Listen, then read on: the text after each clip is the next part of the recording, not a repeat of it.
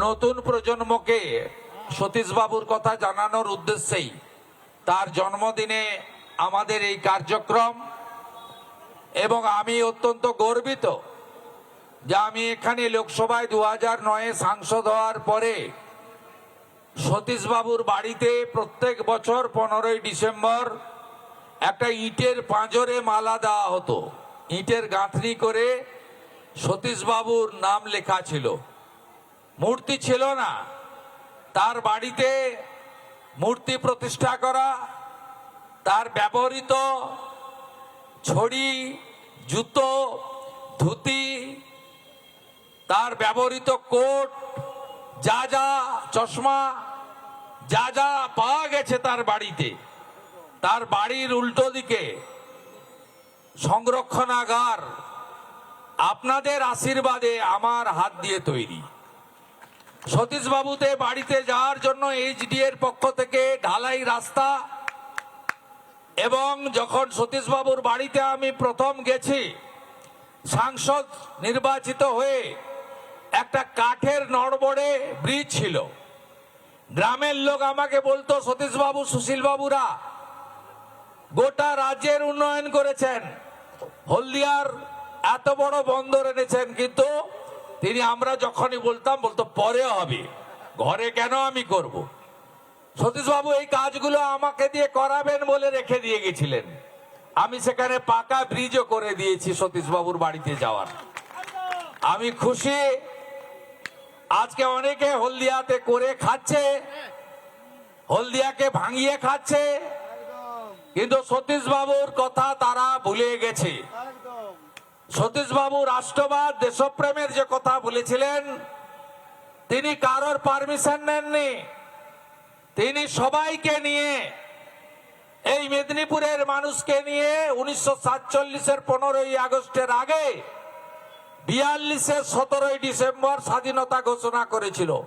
এটাই মেদিনীপুর।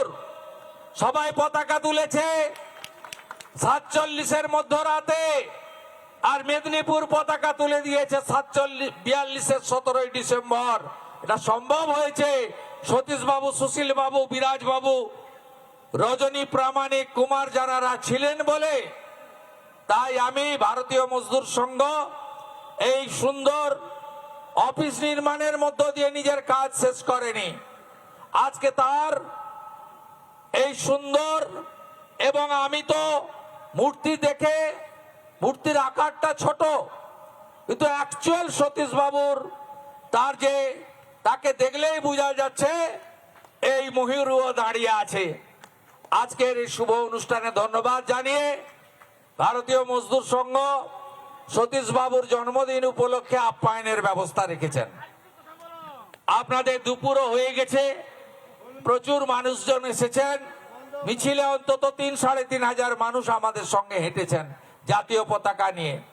আপনারা সবাই ভারতীয় মজদুর সংঘের আপ্যায়ন গ্রহণ করে যাবেন।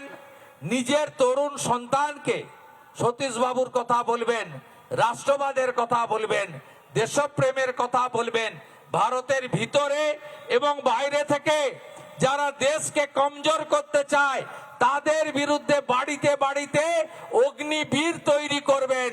যদি পাহেলগামের মতো ঘটনা ঘটে, অপারেশন সিঁদুরের মতো প্রয়োজন হয়, সতীশবাবুর ডাক শুনে যেমন, গান্ধী বুড়ি মাতঙ্গিনী হাজরার ডাক শুনে যেমন মেদিনীপুরের ছেলেরা রাস্তায় নেমেছিল, ছেলে মেয়ে সবাই দরকার হলে সীমান্তে যাব, আর সীমান্তের এপারে ভারতে যারা খাচ্ছে, ভারতে যারা ঘুমাচ্ছে, যারা এখানে বসে পাকিস্তানের গুণগান করছে, তাদেরকে একেবারে আমরা আমাদের গায়ের কথায় বলে গেঁড়ু উপড়াতে হবে, শিকড় তুলে ফেলে দিতে হবে। এটাই রাষ্ট্রবাদের আজকের শপথ এবং সংকল্প। এবং রাজনীতির কথা না বলেও বলবো, 26-এ পশ্চিমবাংলায় যাতে রাষ্ট্রবাদী দেশপ্রেমিক সরকার আসে, যারা সতীশবাবু, সুশীলবাবুর অসম্পূর্ণ কাজ সম্পন্ন করতে পারে। হলদিয়ার উদ্বাস্তুদের কান্না, শ্রমিকের কান্না, শিল্পে খরা আমরা যাতে মুছিয়ে দিতে পারি, এই প্রার্থনা রেখে আপনাদের সকলকে আগামী 25শে ডিসেম্বর ভারতরত্ন অটল বিহারী বাজপেয়ীর জন্মদিন, সুশাসন দিবস, সঙ্গে তুলসী পূজন দিবস। সবাই সুশাসন দিবস এবং তুলসী পূজন দিবস পালন করবেন, এই প্রার্থনা রেখে আমার কথা শেষ করলাম। ভারত মাতা কি, বন্দে মাতরম, বন্দে মাতরম। সর্বাধিনায়ক লহ প্রণাম, তাম্রলিপ্ত জাতীয় সরকারের স্রষ্টা লহ প্রণাম, প্রণাম প্রণাম হলদিয়া বন্দরের স্রষ্টা সতীশ বাবু লহ প্রণাম। প্রণাম প্রণাম সতীশ বাবুর জন্ম দিবস পালন করুন, পালন করুন জাতীয়তাবাদ দিকে দিকে ছড়িয়ে দিন, দেশপ্রেম দিকে দিকে ছড়িয়ে দিন। তেরঙ্গা পতাকা কি, সতীশ সামন্ত কি, ভারত মাতা কি, বন্দে মাতরম। ধন্যবাদ সম্মানীয় শুভেন্দু অধিকারী মহাশয়কে।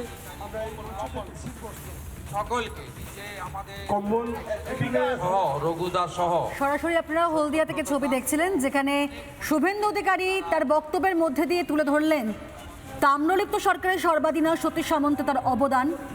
আজ তার জন্মদিন, তার অবদান এবং তাকে স্মরণ করেই আজ তার আবক্ষ মূর্তি উন্মোচন করলেন বিরোধী দলনেতা। তার অবদান ভুলবার নয় এবং তার জন্য সেখানকার প্রত্যেকটা মানুষকে তার মতন হতে হবে বলেই সেই বার্তায় দিলেন শুভেন্দু অধিকারী।